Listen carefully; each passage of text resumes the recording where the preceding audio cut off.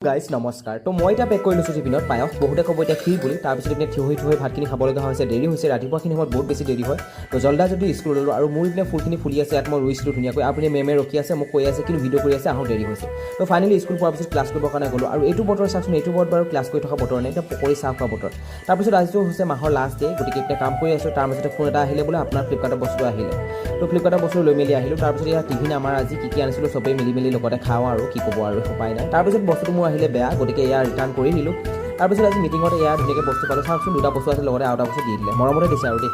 তাৰপিছত পকৰি যে বুলি কৈছিলোঁ গতিকে এয়া নৰসিংহ পাত বিচাৰি আনিবৰ কাৰণে নৰসিংহ পাত বিচাৰি আনিলোঁ আৰু এতিয়া মই পকৰি বনোৱাত ব্যস্ত তো এনেকুৱা এটা বতৰ যদি হয় বৰষুণ যদি দিয়ে পকৰি বনাই খোৱাৰ মজাই বেলেগ এয়া বনাব নাজানো যদি বনাবলৈ চেষ্টা কৰিছোঁ আৰু মাজতে এয়া অংশীভংগী অলপ দি পেলাই বনোৱাটো মানে মোৰ এইটো কৰ্তব্য বুলি ভাবোঁ আৰু